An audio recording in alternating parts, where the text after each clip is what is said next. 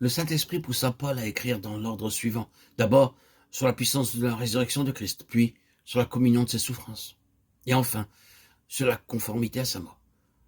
En pratique, il n'est possible de connaître la puissance de sa résurrection qu'après avoir, au préalable, partagé avec lui l'expérience de la mort. Cette mort requiert la mise à l'écart de tout ce qui est personnel, afin que les affaires de Christ deviennent notre unique objet. N'est-il pas vrai que le premier péché est l'orgueil? Qu'est-ce que l'orgueil? Ce péché est la base de tous les autres. Il consiste en fait à rechercher l'intérêt personnel, la volonté du moi, la satisfaction propre avant tout. Au commencement, le péché entra dans ce monde de la façon suivante. Satan chuta lorsqu'il déclara « J'élèverai mon trône, je serai semblable au Très-Haut ». Il persuada ensuite Adam de saisir l'opportunité de devenir comme Dieu. Genèse 3:5. Ainsi, il fit en sorte que l'intérêt personnel pénétra à l'intérieur de la race humaine.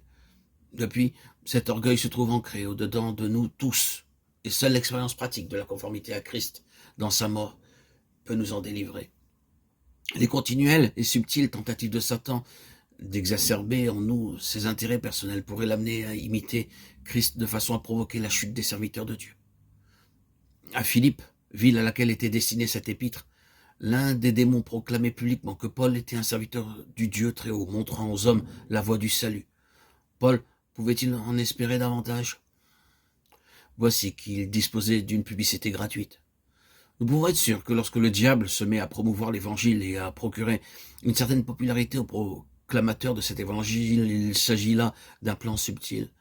L'apôtre Paul réalisa cela, et tandis qu'il s'attendait au Seigneur, il reprit le démon. Il s'ensuivit une situation calamiteuse pour lui et pour Silas. Ils furent jetés en prison avec d'innombrables ennemis, les attendant dehors. Cependant, bien qu'emprisonné, Paul était délivré du piège diabolique. Il était momentanément rendu conforme à Christ dans une nouvelle expérience de sa mort. Sans aucun doute possible, ceci conduisit Paul dans une expérience approfondie de la puissance de résurrection de Dieu. Il survécut et put écrire aux Philippiens depuis une autre prison située dans une autre ville. Paul était alors en mesure de les assurer une fois encore que ces événements survenus dans sa vie servirent à l'avancement de l'Évangile. La mise de côté des idées, des préférences et des désirs humains se révèle parfois momentanément coûteuse par les privations qu'elle implique. Toutefois, la mise à mort de l'intérêt personnel offre à Christ une place nouvelle dans nos vies. De la sorte, nous nous rapprochons de plus en plus du prix de l'appel céleste. Il semble clair que l'approche du terme de sa vie, l'apôtre tendait vers le prix de la conformité à Christ avec toujours davantage d'enthousiasme. Je pense qu'il y a un réel progrès dès lors que nous arrivons à vivre sans avoir besoin d'aucun succès ni d'aucun miracle, tout en demeurant parfaitement satisfait avec le Seigneur Jésus lui-même. Ce qui est dans mon cœur, c'est que